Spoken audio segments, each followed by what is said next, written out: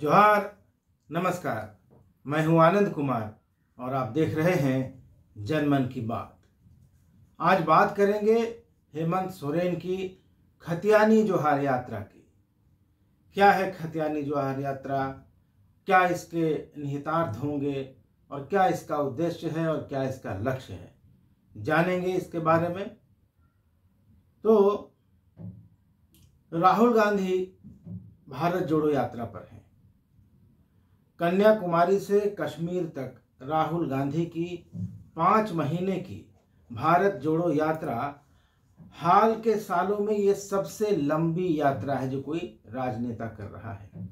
इस बीच झारखंड में भी मुख्यमंत्री हेमंत सोरेन ने घोषणा की है कि वे 8 दिसंबर से खतियानी जोहार यात्रा निकालेंगे।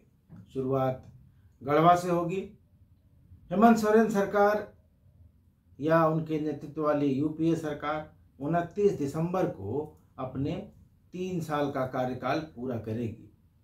इस मौके पर यूपीए गठबंधन के साझेदार राजनीतिक दलों ने घोषणा की है कि वे मुख्यमंत्री हेमंत सोरेन के नेतृत्व में खतियानी जोहार यात्रा निकालेंगे और गढ़वा से मुख्यमंत्री हेमंत सोरेन इस यात्रा की शुरुआत करेंगे। यह यात्रा ऐसे समय में आ रही है जब हेमंत सोरेन सत्ता में रहते हुए खनन पट्टा हासिल करने के आरोपों का सामना कर रहे हैं। 1000 करोड़ के खनन घोटाला मामले में जो साहबगंज में ईडी ने दर्ज किया है, इस मामले में उनके विधायक प्रतिनिधि पंकज मिश्रा जेल में हैं। मुख्यमंत्री से भी ईडी इस मामले में पूछताछ कर चुका है। कई सरकारी अधिकारियों से भी पूछताछ हुई है। ऐसे समय में यात्रा शुरू हो रही है और इस खतियानी जोहार यात्रा के बारे में जो जानकारी दी गई है उसके मुताबिक मुख्यमंत्री हेमंत सोरेन सरकार की उपलब्धियों को जनता के बीच रखेंगे और इस सरकार की कल्याणकारी योजनाओं के प्रति लोगों को जागरूक भी करेंगे। साथ ही वह राज्य में हो रहे बुनियादी ढांचे के विकास यानी इंफ्रास्ट्रक्चर डेवलपमेंट से लोगों को रूबरू कराएंगे और कई शिलान्यास और लोकार्पण भी होगा विभिन्न योजनाओं का। इस दौरान सीएम जिला स्तर पर कानून व्यवस्था की समीक्षा करेंगे, ऐसा बताया गया है। बताया गया है कि खतियानी जोहार यात्रा राज्य के सभी 24 जिलों में होगी और यह 8 दिसंबर से शुरू होकर फरवरी तक चलेगी। तो झारखंड में विधानसभा चुनाव में अभी 2 साल का समय है और हेमंत सोरेन की यात्रा उनके जनाधार को बढ़ाने और उन्हें एक राज्य के बड़े नेता के रूप में स्थापित करने में, जनाधार वाले नेता के रूप में स्थापित करने में कितनी सहायक होगी, यह तो यात्रा के बाद पता चलेगा। लेकिन इतिहास इस बात का गवाह रहा है कि यात्राओं ने नेताओं को गढ़ा है और राजनीति की दिशा भी बदली है। हेमंत फिलहाल मुख्यमंत्री हैं और उनकी सरकार झारखंड में बहुमत में है, लेकिन ऐसी कई यात्राएं हैं जो संकटग्रस्त नेताओं को, जिन्होंने उबारा है और उन्होंने स्थापित किया उन नेताओं को राजनीति में, और उन नेताओं ने बाद में राजनीति की धारा को और दिशा को बदला है। तो आज उन लंबी पदयात्राओं के बारे में जानते हैं जो संकटग्रस्त नेताओं ने की थी और जिनकी वजह से कई बड़े बदलाव आए। इसके बाद हम खतियानी जोहार यात्रा पर लौटेंगे।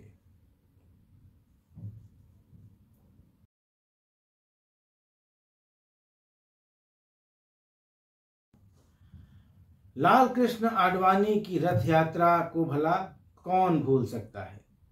1990 में लाल कृष्ण आडवाणी ने राम मंदिर आंदोलन के लिए अयोध्या में राम मंदिर बनाने के लिए रथ यात्रा निकाली थी सोमनाथ से अयोध्या के लिए, और उसका नाम था राम रथ यात्रा। भले ही वह राम मंदिर निर्माण का आंदोलन था, लेकिन उसने भारतीय जनता पार्टी को एक बड़ी राजनीतिक ताकत के रूप में स्थापित कर दिया और आज नतीजा हम सबके सामने है। भाजपा पिछले 8 साल से केंद्र में लगातार शासन कर रही है और देश के अधिकांश राज्यों में उसकी सरकार है।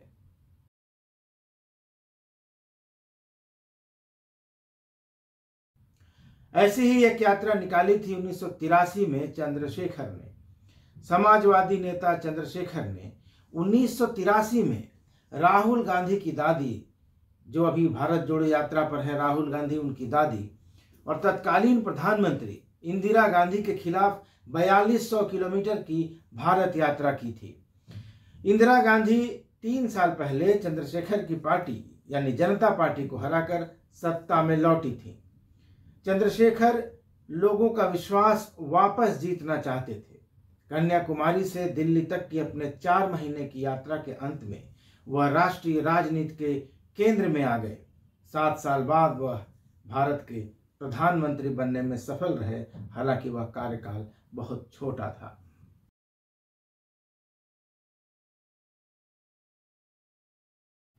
साल 2003 में वाईएस राजशेखर रेड्डी ने पदयात्रा की। 2003 में आंध्र प्रदेश एकीकृत था, तब तेलंगाना नहीं बना था, विभाजन राज्य का नहीं हुआ था। कांग्रेस की हालत निराशाजनक थी। राज्य में तेलुगु देशम पार्टी ने करीब 3 दशकों तक शासन किया था। प्रदेश कांग्रेस के नेता वाईएस राजशेखर रेड्डी ने सत्ता का रास्ता समझ लिया। उन्होंने प्रजा प्रस्थानम नाम की 2 महीने की पदयात्रा की। यह यात्रा उनके चुनाव अभियान का हिस्सा थी। भीषण गर्मी के महीने में वाईएसआर ने लगभग 1500 किलोमीटर की पैदल यात्रा की। इस यात्रा ने जन भावनाओं को उलट दिया और चंद्रबाबू नायडू के नेतृत्व वाले तेलुगु देशम पार्टी के शासन को उखाड़ फेंका। रेड्डी ने मई 2004 में मुख्यमंत्री के रूप में शपथ ली और 2009 में विधानसभा चुनाव भी जीते। हालांकि उसी साल एक हेलीकॉप्टर हादसे में वाईएसआर का निधन हो गया।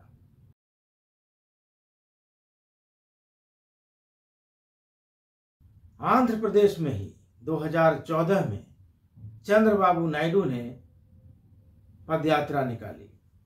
2004 में वाईएस राजशेखर रेड्डी की पदयात्रा ने चंद्रबाबू नायडू का शासन खत्म कर दिया था।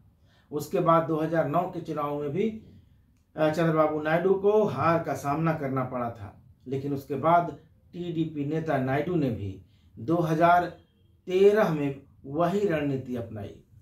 2008 दिन की 2800 किलोमीटर की यात्रा जो 2014 तक चली, उस यात्रा को वास्तु नामी कोसम यानी मैं आपके लिए आ रहा हूं का नाम दिया गया था। इस यात्रा ने चंद्रबाबू नायडू को आंध्र प्रदेश की राजनीति में पुनर्स्थापित कर दिया। 2014 के विधानसभा चुनाव में उनकी पार्टी सत्ता में आई। यह वही साल था जबकि चंद्रशेखर राव के नेतृत्व में तेलंगाना राष्ट्र समिति को आंध्र प्रदेश से अलग होकर नए राज्य के रूप में तेलंगाना मिल गया था।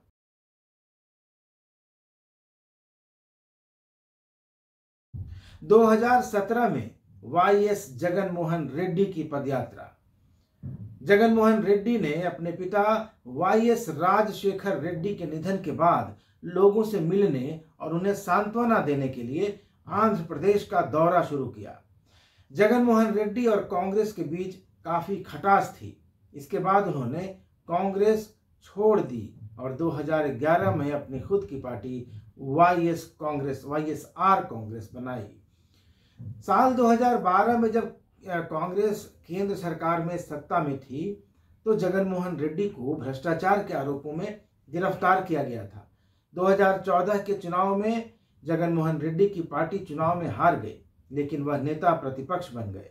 उसके बाद जगन ने आंध्र प्रदेश में 3648 किलोमीटर लंबी पैदल यात्रा शुरू की जो 341 दिन तक चली। साल 2019 के विधानसभा चुनाव में इस पदयात्रा का लाभ मिला और जगनमोहन रेड्डी मुख्यमंत्री बन गए। 2017 में कांग्रेस के सीनियर नेता और मध्य प्रदेश के पूर्व मुख्यमंत्री दिग्विजय सिंह ने राज्य में नर्मदा नदी के किनारे 3300 किलोमीटर की पदयात्रा की। दिग्विजय ने इस परिक्रमा को पूरी तरह गैर राजनीतिक बताया था और कहा था कि यह धार्मिक और आध्यात्मिक यात्रा है, लेकिन यह साफ था कि 6 महीने की इस यात्रा में एक व्यापक जनसंपर्क कार्यक्रम भी छिपा था, जिसने 2018 के मध्य प्रदेश के विधानसभा चुनाव में कांग्रेस को जिताने में बड़ी भूमिका निभाई। हालांकि बाद में कल्पनाथ मुख्यमंत्री बने, लेकिन बाद में ज्योतिरादित्य सिंधिया बगावत कर गए कांग्रेस से और बीजेपी को मध्य प्रदेश की सत्ता मिल गई।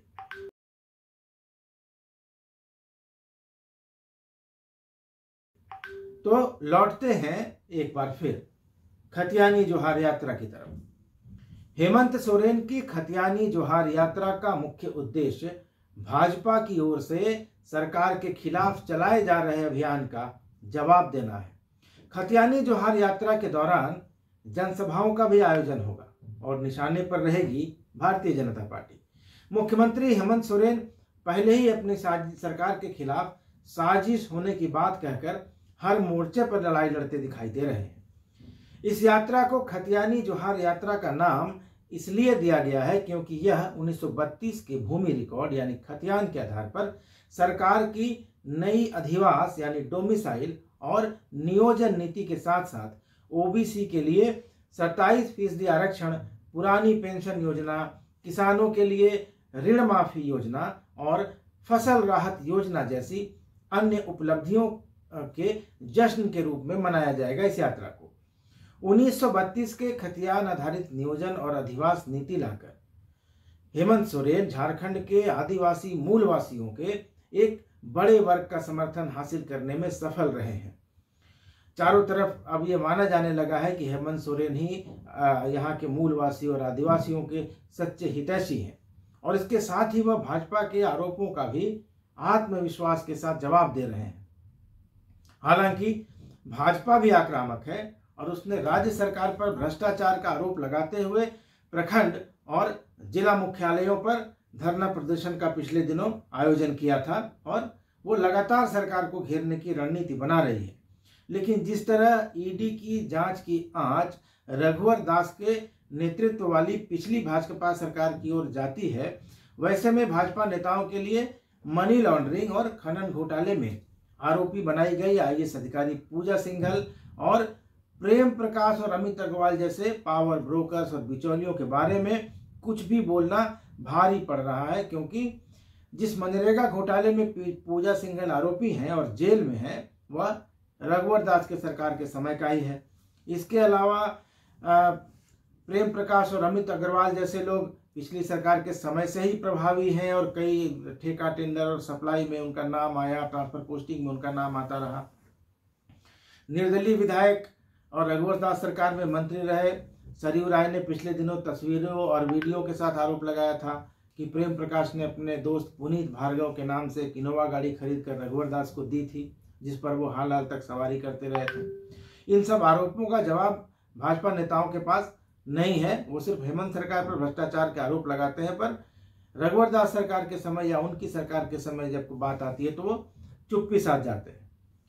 तो बहरहाल अभी की बात करें तो ये साफ दिखाई दे रहा है कि हेमंत सोरेन का पलड़ा राज्य में राजनीतिक रूप से भारी है।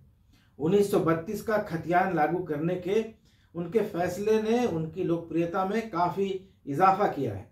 उनके पास इतना स्पष्ट बहुमत है, इतना क्लियर मेजॉरिटी उनके पास है कि फिलहाल नंबर्स के आधार पर, संख्या बल के आधार पर उनकी सरकार को कोई खतरा नहीं है।